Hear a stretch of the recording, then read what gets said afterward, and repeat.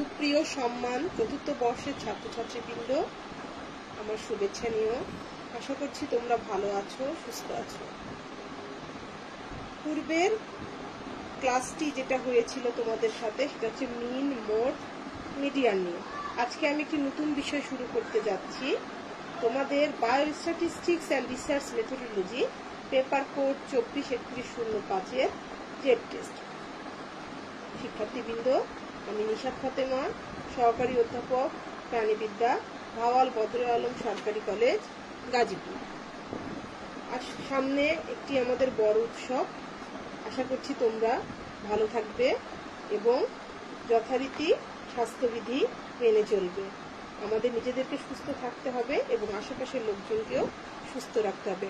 তাহলে আজকে আমি যে বিষয়গুলো নিয়ে আলোচনা করতে যাচ্ছি সেটি হচ্ছে জেড টেস্ট, জেড টেস্ট প্রয়োগের নীতিমালা এবং সিদ্ধান্ত গ্রহণ, জেড টেস্টের ব্যবহার, জেড টেস্টের কিছু সূত্র এবং কিছু অঙ্ক নিয়ে।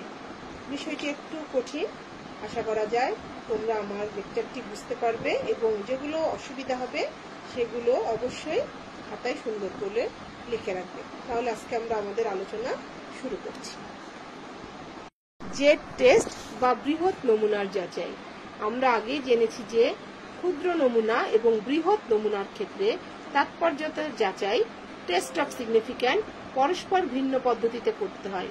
যদিও বৃহৎ নমুনা এবং ক্ষুদ্র নমুনার মধ্যে সুস্পষ্ট পার্থক্য নিরূপণ করা কঠিন, তবুও নমুনার আয়তন 30-এর বেশি হলে উক্ত নমুনাকে বৃহৎ নমুনা বলে। তাহলে যদি নমুনার আয়তন 30-এর বেশি হয় তাহলে আমরা উক্ত নমুনাকে লার্জ স্যাম্পল বলবো। বৃহৎ নমুনা পরিমিত নিবেশনে পরিগ্রহ করে, তাই বৃহৎ নমুনার যাচাইকে নরমাল টেস্টও বলে। যদি নমুনার আয়তন বৃহৎ হয় তবে জেড টেস্ট পদ্ধতির মাধ্যমে তার তাৎপর্যতা নিরূপণ করতে হয়। প্রফেসর আর.এফ. ফিশার এ পদ্ধতি প্রবর্তন করেন। তাহলে আমরা জেড টেস্টটি কখন করব? যখন নমুনা 30-এর বেশি হবে তখন আমরা জেড টেস্টটি করে এর তাৎপর্যতা যাচাই করব এবং প্রফেসর আর.এফ. ফিশার এই পদ্ধতিটি প্রবর্তন করেন। জেড টেস্ট প্রয়োগের নীতিমালা। 1. নমুনা পরিমিত নিবেশন হতে চয়ন করতে হবে। নমুনার আয়তন বৃহৎ হতে হবে, অর্থাৎ নমুনার আয়তন 30-এর বেশি হতে হবে। নমুনা বা নমুনাসমূহ দৈবভাবে নির্বাচিত হতে হবে। পরিমাণবাচক উপাত্ত হতে হবে। পরিমিত নিবেশনের ভেদাঙ্ক জানা থাকতে হবে। সিদ্ধান্ত গ্রহণ। জেড টেস্টে নাস্তি কল্পনা প্রণয়ন করতে হয় এবং তা যাচাই করার পর সিদ্ধান্ত গ্রহণ করতে হয়। নাস্তি কল্পনা সম্পর্কে নিম্নলিখিত উপায়ে সিদ্ধান্ত গ্রহণ করা হয়। 1. যদি জেড টেস্টে জেড এর হিসাবকৃত মান 1.96 এর চেয়ে ছোট হয়, জেড এর হিসাবকৃত আমরা জেড টেস্টে অঙ্ক করে যদি হিসাবকৃত মান 1.96 এর চেয়ে কম পাই সেক্ষেত্রে আমরা 5% সংশয় মাত্রায় নাস্তি কল্পনা গ্রহণ করে থাকি। 2 নাম্বার, যদি জেড টেস্টে জেড এর হিসাবকৃত মান 1.96 হতে 2.58 এর মধ্যে হয় কিন্তু কখনোই 2.58 এর বেশি নয়, এমন অবস্থায় 5% সংশয় মাত্রায় নাস্তি কল্পনা বাতিল করে থাকলেও 1% সংশয় মাত্রায় নাস্তি কল্পনা গৃহীত হয়। জেড টেস্টের ব্যবহার। জেড টেস্টের ব্যবহারে 3 নম্বরে, যদি জেড টেস্টে জেড এর মান 2.58 এর চেয়ে বড় হয় সেক্ষেত্রে 1% সংশয় মাত্রায় নাস্তি কল্পনা বাতিল করে থাকব। জেড টেস্টের ব্যবহার। দুটি নমুনাজ গড়ের মধ্যে পার্থক্য যাচাই। নির্ধারিত গোষ্ঠী গড়ের সাথে নমুনাজ গড়ের পার্থক্যের তাৎপর্যতা যাচাই করতে এটি ব্যবহার হয়। বৃহৎ নমুনার প্রপোর্শনের পার্থক্যের তাৎপর্যতা যাচাই করতে এটি ব্যবহার হয়। গোষ্ঠী প্রপোর্শনের সাথে নমুনাজ প্রপোর্শনের পার্থক্যের তাৎপর্যতা যাচাই করতে এটি ব্যবহার হয়। দুটি নমুনাজ প্রপোর্শনের পার্থক্যের যাচাই করতে এটি ব্যবহার হয়। দুটি পরিমিত ব্যবধানের মধ্যে পার্থক্য যাচাই করতে ব্যবহার হয়। গড় পার্থক্যের পরিমিত ত্রুটি। কোনো একটি গোষ্ঠী হতে যদি অসংখ্য স্বাধীন দৈব নমুনা জোড়ায় জোড়ায় গ্রহণ করা হয় এবং সংগ্রহ করার পর দুটি নমুনাজ গড়ের মধ্যে পার্থক্য করা হলে তা x a bar minus x b bar দ্বারা প্রকাশ করা হবে। এক্ষেত্রে বারবার জোড়ায় জোড়ায় নমুনা সংগ্রহ করলে পার্থক্যের সিরিজটি হবে x a 1 bar minus x b 1 bar, x a 2 bar minus x b 2 bar, x a 3 bar minus x a 3 bar minus x b 3 bar, এভাবে x a n bar minus x b n bar. এসব ব্যবধানের গণসংখ্যা নিবেশনে একটি পরিমিত রেখার সৃষ্টি করে। পার্থক্যের এরকম একটি নিবেশনের পরিমিত ব্যবধানের দুটি গড় পার্থক্যের পরিমিত ত্রুটি বলে। তাহলে কি হলো, এসব ব্যবধানের গণসংখ্যা নিবেশনে একটি পরিমিত রেখার সৃষ্টি হবে এবং পার্থক্যের এরকম একটি নিবেশনের পরিমিত ব্যবধানকে দুটি গড় পার্থক্যের পরিমিত ত্রুটি বলবে। সরাসরি একজোড়া গড়ের পার্থক্য যাচাইয়ের জন্য এ পদ্ধতি ব্যবহার করা হয় যদি উভয় নমুনার গড়ের পরিমিত ব্যবধান জানা থাকে। এই যাচাইয়ে নাস্তি কল্পনা হচ্ছে দুটি নমুনার গড়ে কোনো পার্থক্য নেই। নাস্তি কল্পনা অনুসারে নমুনার আকার যদি যথার্থভাবে বৃহৎ হয় এবং দৈব চরিতভাবে নমুনায়ন করা হয় তবে তাদের গড় এক্স বার গোষ্ঠীগড় মিউ হতে পার্থক্য হবে না। এমনকি উভয় নমুনা গড়ের মধ্যেও পরিলক্ষিত পার্থক্য x a bar minus x b বার যদি পরিমিত ত্রুটির 1.96 গুণের চেয়ে বড় হয় তবে তা 5% সংশয় মাত্রায় তাৎপর্যপূর্ণ হবে। এই পার্থক্য সাধারণত হয় না, তবে কিছু বাহ্যিক প্রভাবকের কারণে হয়ে থাকে। আবার এই পার্থক্য যদি পরিমিত ত্রুটির 3 গুণের চেয়ে বেশি হয় তবে 1% সংশয় মাত্রায় তাৎপর্যপূর্ণ হবে। গড় পার্থক্যের পরিমিত ত্রুটিকে x a bar minus x b bar বা delta x a bar minus x b bar দ্বারা প্রকাশ করা হয়। জেড টেস্টের সূত্রসমূহ: Z equal x bar minus mu divided by s divided by root over N. এখানে গোষ্ঠী গড়ের যথার্থতা নমুনার গড় সমান এক্স বার, গোষ্ঠীর কল্পিত গড় মিউ, পরিমিত ব্যবধান এস এবং নমুনার আয়তন সমান এন। আরেকটি সূত্র হচ্ছে Z equal x bar X 1 bar minus X 2 bar divided by X root over 1 by N 1 plus 1 by N 2। যখন ভেদাঙ্ক দুটি জানা থাকবে এবং S12 সমান S1 স্কয়ার সমান S2 স্কয়ার হবে। আরেকটি সূত্র হচ্ছে Z equal x bar minus X bar root over S1 square by N1 plus S2 square by N2। ভেদাঙ্কের মান দুটি অজানা ও অসমতা S1 স্কয়ার ও S2 স্কয়ার। আরেকটি সূত্র Z equal P1 minus P2 divided by root over P1 Q1 by N1 plus P2 Q2 by N2। সূত্রের শিক্ষার্থীবৃন্দ, আমি আশা করব তোমরা এই জেড এর যে সূত্রগুলো অবশ্যই একেবারে মুখস্থ করে ফেলবে এবং বারবার লিখবে, কেননা সূত্রগুলো একটু কঠিন আছে। 100 নমুনা আয়তন বিশিষ্ট নমুনার গড় 7.40 ও পরিমিত ব্যবধান 2.87। এক্ষেত্রে গোষ্ঠী গড় কি 6.80 ধরা যেতে পারে? তোমাদের জন্য একটি জেড টেস্টের অঙ্ক, একটু ভালো করে খেয়াল করবে। নমুনার আয়তন এখানে 30-এর বেশি, তাই জেড টেস্ট করতে হবে। নাস্তি কল্পনা: ধরা যাক নমুনা গড় ও কাল্পনিক গোষ্ঠী গড়ের মধ্যে কোনো পার্থক্য নেই। বিকল্প কল্পনা: নমুনা গড় ও কাল্পনিক গোষ্ঠী গড়ের মধ্যে পার্থক্য রয়েছে। এখানে নমুনার গড় এক্স বার সমান 7.40, কাল্পনিক গোষ্ঠী গড় মিউ সমান 6.80, পরিমিত ব্যবধান এস সমান 2.67, সংশয় মাত্রা আলফা সমান ইনফিনিটি সমান 0.05 বা 5%, নমুনার আয়তন n সমান 100। যেহেতু নমুনার আয়তন তোমরা বুঝতে পারছো, নমুনার আয়তন 30-এর বেশি হলে আমরা জেড টেস্ট করব। নাস্তিক কল্পনা যাচাইয়ের জন্য Z equal x bar minus mu divided by S by root over N. এখানে এক্স বার আমরা কত পেয়েছি? এক্স বার পেয়েছি 7.40, মিউ পেয়েছি কাল্পনিক গোষ্ঠী গড় বা মিউ পেয়েছি 6.80। তাহলে 7.40 মাইনাস 6.80 ডিভাইডেড বাই পরিমিত ব্যবধান বা এস কত পেয়েছি? পরিমিত ব্যবধান বা এস পেয়েছি 2.67 ডিভাইডেড বাই এন কত? এন হচ্ছে নমুনার আয়তন 100 রুট ওভার 100। যদি আমরা এগুলো ক্যালকুলেশন করি তাহলে আমরা এখানে পাবো 2.247। তাহলে আমরা জেড টেস্টের হিসাবকৃত মান পেয়েছি 2.247। 5% সংশয় মাত্রায় জেড এর তত্ত্বীয় মান 2.617। তোমরা এই জেড এর তত্ত্বীয় মানটি জেড এর যে টেবিল আছে সেখান থেকে পাবে, যেহেতু হিসাব বইয়ে দেওয়া আছে। যেহেতু হিসাবকৃত মান তত্ত্বীয় মান অপেক্ষা ছোট, তোমরা খেয়াল করে দেখো শিক্ষার্থী বন্ধুরা, হিসাবকৃত মান পেয়েছি 2.247, কিন্তু 5% সংশয় মাত্রায় জেড এর তত্ত্বীয় মান 2.617। যেহেতু হিসাবকৃত মান তত্ত্বীয় মান অপেক্ষা ছোট, তাই নাস্তিক কল্পনা গৃহীত, বিকল্প কল্পনা বাতিল।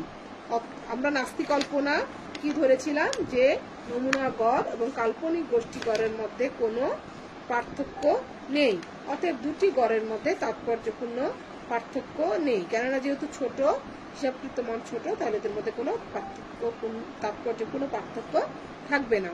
সেজন্য উক্ত গোষ্ঠীর গড় 6.80 ধরা যাবে।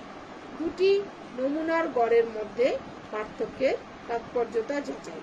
ক, ভেদাঙ্ক দুটি জানা এবং সমান s1 স্কয়ার সমান s2 স্কয়ার থাকে, তখন সূত্রটি নিম্নরূপ: z equal x bar 1 minus x2 bar divided by s root over 1 by n1 plus 1 by n2।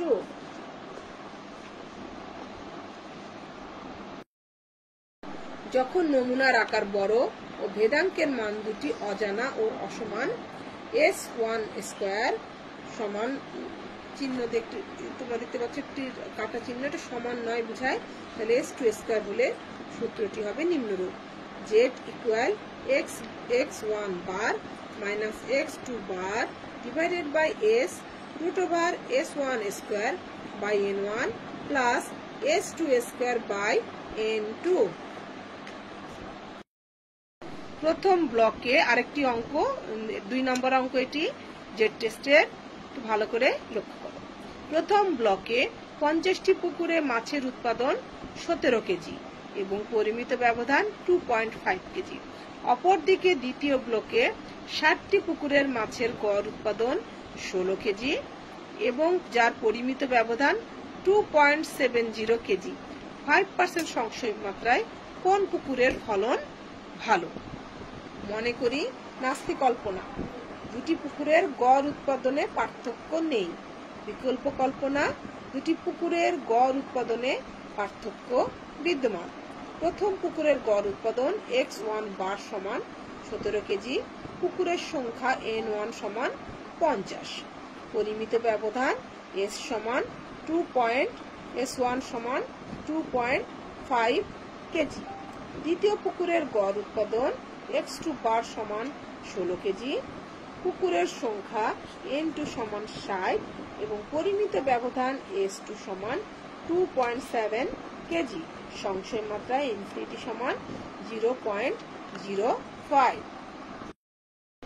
আমরা জানি z equal x1 bar minus x2 bar divided by root over s1 square by n1 plus s2 square by n2। এখানে x বার সমান 17, x2 বার সমান 16, এখানে s1 square 2.5 এবং s2 square সমান 2.7 whole square, n1 50 এবং n2 60। প্রথমে আমরা পাবো 1 divided by root over 0.125 plus 0.122 1 divided by root over 0.247, 1 divided by 0.4965, যদি আমরা 0.247 কে রুট ওভার করি তাহলে 0.4965 পাবো। তাহলে আমরা রেজাল্ট যেটা পাবো সেটা হচ্ছে 2.014। এখানে জেড এর হিসাবকৃত মান 2.014। 5% সংশয় মাত্রায় জেড এর তত্ত্বীয় মান 1.960। যেহেতু হিসাবকৃত মান তত্ত্বীয় মানের চাইতে বড়, তাই নাস্তি কল্পনা বাতিল এবং বিকল্প কল্পনা গৃহীত। অতএব গড় মানের পার্থক্য তাৎপর্যপূর্ণ।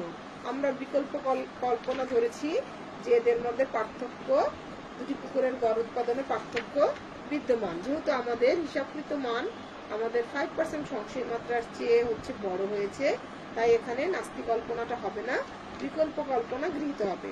অতএব গড় মানের পার্থক্য তাৎপর্যপূর্ণ এবং প্রথম পুকুরের মাছের ফলন তুলনামূলকভাবে ভালো। প্রপোর্শন: যদি নির্দিষ্ট বৈশিষ্ট্যের সম্ভাবনা P হয় তবে তার বিপরীত বৈশিষ্ট্যের সম্ভাবনা Q হবে, যা 1 - P এর সমান।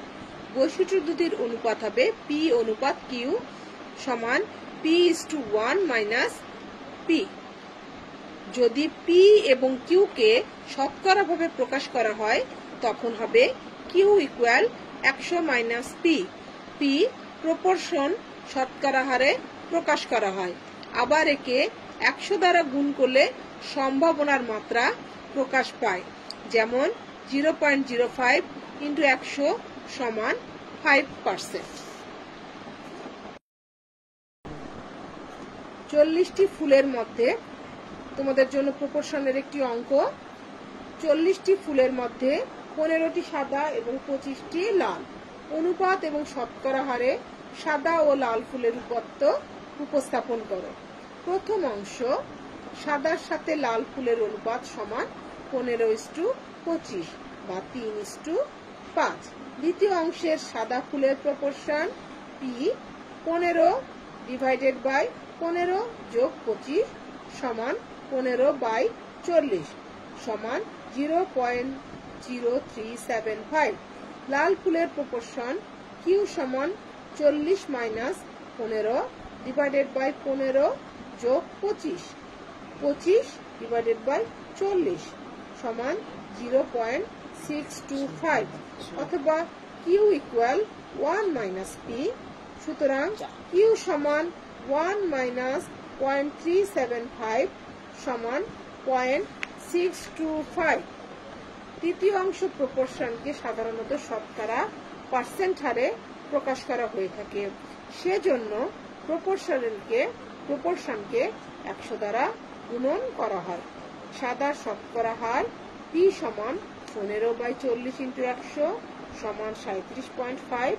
লালের শতকরা হার Q সমান 40 - 15/40 × 100 সমান 65 × 5%, অথবা Q সমান 100 - 37.5 সমান 65.5%। সুপ্রিয় শিক্ষার্থীরা, এটি একটি প্রপোর্শনের একটি অঙ্ক আমি দিলাম।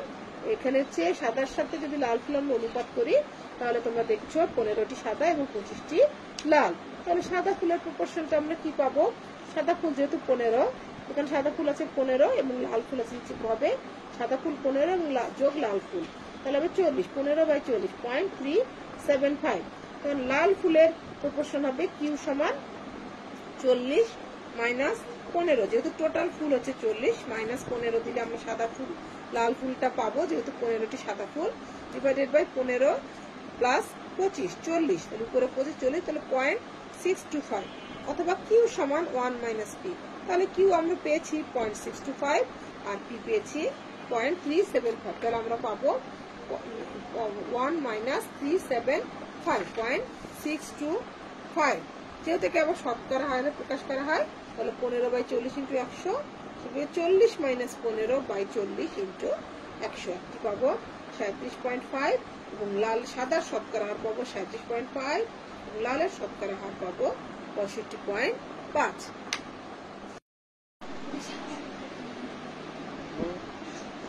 সুপ্রিয় সুপ্রিয় শিক্ষার্থীবৃন্দ, তোমাদের জন্য কিছু প্রশ্ন থাকলো। কোন পরিস্থিতিতে আমরা জেড টেস্ট করে থাকি? জেড টেস্ট দ্বারা আমরা কোন কোন ক্ষেত্রে সিদ্ধান্ত গ্রহণ করি? জেড পরীক্ষা প্রয়োগের নীতিগুলো উল্লেখ করো এবং টিকাটি জেড টেস্ট। এবং তোমাদের জন্য কিছু অঙ্ক থাকলো। পার্থক্যের তাৎপর্য যাচাই করো। সংখ্যা বালক 60, বালিকা 48, গড় উচ্চতা 150 এবং 151.5, পরিমিত ব্যবধান 6.6, 6.3। আরেকটি অঙ্ক, বগুড়া শহরের মানুষদের 1920 সালে গড় উচ্চতা ছিল 150.5 সেন্টিমিটার। 2000 সালের এক সমীক্ষায় 200 মানুষের গড় উচ্চতা 149.3 সেন্টিমিটার এবং পরিমিত ব্যবধান 12.83 সেন্টিমিটার পাওয়া গেল। বগুড়া শহরের মানুষের গড় উচ্চতা কি হ্রাস পেয়েছে? রাজশাহী বিশ্ববিদ্যালয়ের তাপসী রাবেয়া হলের ছাত্রীদের সাথে রোকেয়া হলের ছাত্রীদের ইন্ডেক্স অফ ব্রাইটনেস এর ভিত্তিতে জরিপ করে নিম্নলিখিত ফলাফল পাওয়া গেল। দুটি হলে ছাত্রীদের মধ্যে কি তাৎপর্যপূর্ণ পার্থক্য আছে? উভয় ক্ষেত্রে ছাত্রী সংখ্যা 160 জন। হল তাপসী রাবেয়া, রোকেয়া, গড় 91.2, 90.1, পরিমিত ব্যবধান 37 এবং 31, পরিমিত ত্রুটি 5.23, 4.41। 300টি গোলাপ ফুলের পাতার দৈর্ঘ্য পরীক্ষা করে এদের গড় দৈর্ঘ্য 12 সেন্টিমিটার পাওয়া গেল। উক্ত তথ্যে বিশ্বের গড় দৈর্ঘ্য 12.5 সেন্টিমিটার এবং পরিমিত ব্যবধান 32.5 সেন্টিমিটার। 5% সংশয় মাত্রায় মন্তব্য করো। 600 বার একটি নকশা ছক্কা চালনা করায় 360 বার জোড় সংখ্যা পাওয়া গেল। 5% সংশয় মাত্রায় ছক্কাকে কি নিরপেক্ষ বলা যাবে? নিম্নলিখিত উপায়ে জেড কাই-স্কয়ার টেস্ট এবং জেড টেস্টের মাধ্যমে যাচাই করো। এটা তোমাদের দরকার নেই। এরপরে দুটো কোশ্চেন আমি দিয়েছি বই থেকে, যেহেতু ছবিটা তুলে দিয়েছি, তোমাদের এগুলো দরকার নেই। তোমরা এখানে 23, 24, 25 এবং 26, 27 এই 4টি অঙ্ক করে খাতায় করে রাখবে এবং কলেজ খুললে তোমরা আমাকে অঙ্কগুলো করে দেখাবে। প্রিয় শিক্ষার্থীবৃন্দ, আমরা আজকের এই যথাসম্ভব তোমাদের সাথে আমার 4র্থ অনলাইন ক্লাস, হয়তো ভুলও হতে পারে, যা হোক, ক্লাস থেকে আমরা জেড টেস্ট কি, জেড টেস্ট প্রয়োগের নীতিমালা, জেড টেস্টের ব্যবহার এবং জেড টেস্টের কিছু অঙ্ক, প্রপোর্শন কি, প্রপোর্শনের অঙ্ক ইত্যাদি নিয়ে আলোচনা করেছি। এর আরো কিছু বিষয় বাকি আছে। আশা করা যায় পরবর্তী ক্লাসে আমরা এই পরবর্তী বিষয়গুলো নিয়ে বিস্তারিত আলোচনা করব। আগামীতে তোমাদের সাথে হয়তো ক্লাসে দেখা হবে। সেই পর্যন্ত তোমরা ভালো থাকো, সুস্থ থাকো। তোমাদের জন্য ঈদুল আজহার অনেক অনেক শুভেচ্ছা। স্বাস্থ্যবিধি মেনে ঈদ উদযাপন করবে, এটা আশা করব। তোমরা নিজেদেরকে সুস্থ রাখবে, বাড়ির আশেপাশে পরিষ্কার পরিচ্ছন্ন রাখবে এবং কোরবানি দেওয়ার পরে যে পরিবেশ যাতে দূষিত না হয় সেই বিষয়ে যথেষ্ট সতর্ক থাকবে এবং আশা করা যায় তোমরা সবাইকে সচেতন করতে পারবে। বাড়ির বড়দের প্রতি খেয়াল রাখবে, ছোটদের প্রতি যত্ন নিবে। আজকে এই মহামারী যেন আমরা আর কিছুদিনের মধ্যেই আমরা এই থেকে উত্তরণ করতে পারি, তার জন্য দোয়া করবে। আমার জন্য দোয়া করবে। ভালো থাকবে। আল্লাহ হাফেজ।